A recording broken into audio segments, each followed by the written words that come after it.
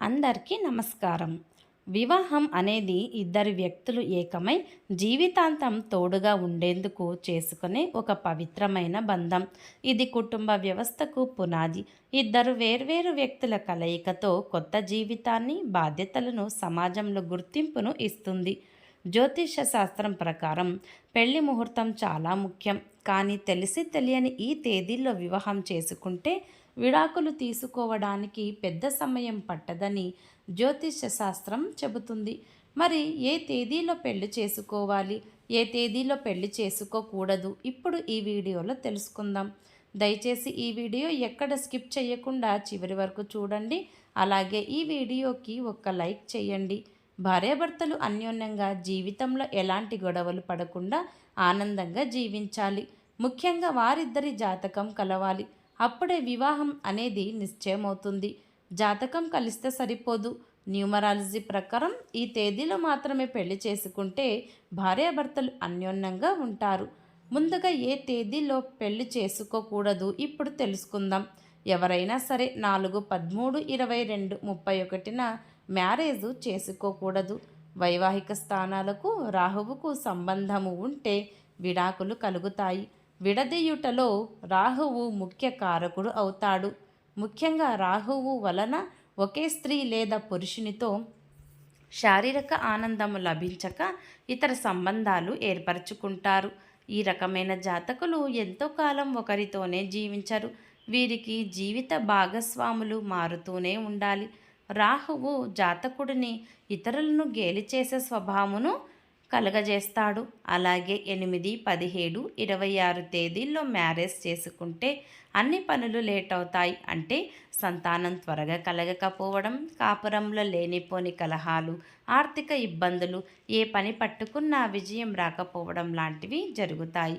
ముఖ్యమైన విషయం ఏమిటంటే పైన చెప్పినట్టు 4, 8 కాంబినేషన్లో మీరు పెళ్లి చేసుకున్న తేదీ మరియు సంవత్సరం మొత్తం కూడినా కూడా మళ్ళీ 4 కానీ 8 కానీ రాకుండా చూసుకోండి.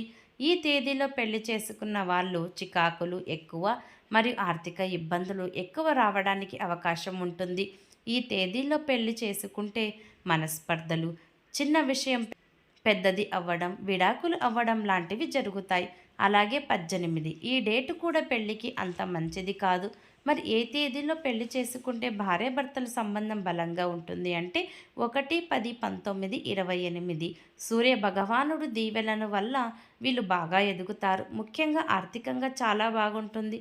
ఈ తేదీల్లో పెళ్లి చేసుకున్న వాళ్ళ సంతానము బాగుంటుంది. అంటే పుట్టబోయే పిల్లలు మంచి ఉన్నత స్థాయికి చేరుకుంటారు. అలాగే ఈ తేదీల్లో 12, 21, 30 పెళ్లి చేసుకుంటే భార్యాభర్తలు చాలా సంతోషంగా ఉంటారు. దేవతల గురువు అయిన బృహస్పతి ఈ తేదీలో పెళ్లి చేసుకున్న వాళ్ళు చాలా ఆనందంగా ఉంటారు. సంవత్సరాలు గడిచే కొద్దీ బంధం ఇంకా బలపడుతూనే ఉంటుంది. ఇంట్లో ధన ప్రభావం బాగుంటుంది. అలాగే ఈ తేదీలో పెళ్లి చేసుకున్న భార్యాభర్తలిద్దరికీ జీవితంలో మీరు అనుకున్న పనులు త్వరగా సాధించగలుగుతారు. వివాహంలో సప్తపది చాలా కీలకం. అలాగే 7, 25 తేదీలో పెళ్లి చేసుకుంటే ఇద్దరి జీవితం ఎంతో బాగుంటుంది. ఎందుకంటే 7 అనేది పెళ్లిలో మనం వేసే 7 అడుగులు, 7 సముద్రాలు, సప్త స్వరాలు 7 కాబట్టి 25 కానీ మ్యారేజ్ చేసుకున్న వాళ్ళు జీవితం చాలా అద్భుతంగా ఉంటుంది. ఈ తేదీలో పెళ్లి చేసుకున్న వాళ్ళు భార్యాభర్తల అనురాగం పెరుగుతూనే ఉంటుంది మరియు డబ్బుకి లోటు ఉండదు. వీళ్ళు విదేశాలు వెళ్ళే ఛాన్స్ కూడా ఎక్కువ. 7, 25 వివాహం చేసుకున్న వాళ్ళు ఎడ్యుకేషన్ పర్పస్, బిజినెస్ పర్పస్ లేదా ఉద్యోగం కోసం సముద్రాలు దాటేలాగా ఈ 7, 25 తేదీన పెళ్లి చేసుకున్న వాళ్ళకి కలిసి వచ్చేలాగా చేస్తుంది. అమ్మాయి మరియు అబ్బాయి పేరు మరియు పుట్టిన సంవత్సరం బేస్ చేసుకుని చక్కటి ముహూర్తం జ్యోతిష్యం అలాగే న్యూమరాలజీ ప్రకారం ముహూర్తం చూసుకుంటే భార్యాభర్తలు 100 ఏళ్ళు కలిసి ఉంటారు. జీవితంలో భార్య కానీ భర్త కానీ విడాకులు అనే మాట ఎత్తరు.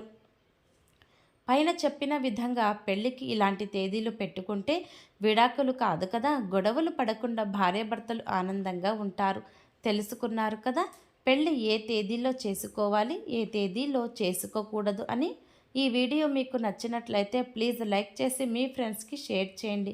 అలాగే మా కొత్త వీడియోస్ మీకు వెంటనే చేరాలంటే మా ఛానల్ని సబ్స్క్రైబ్ చేసుకొని పక్కనే ఉన్న బెల్ ఐకాన్ని ప్రెస్ చేయండి. ధన్యవాదములు.